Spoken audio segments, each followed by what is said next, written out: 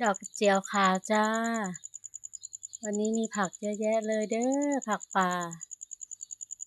มีทั้งดอกกระเจียวแดงดอกกระเจียวขาวหวานโมกหวานโมกหวานโมกงามงามนี่ก็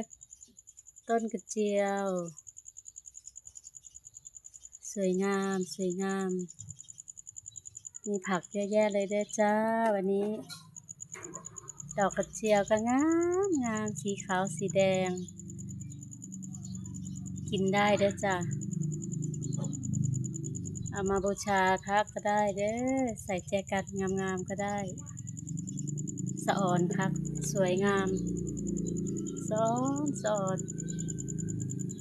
สวยงามมากเลย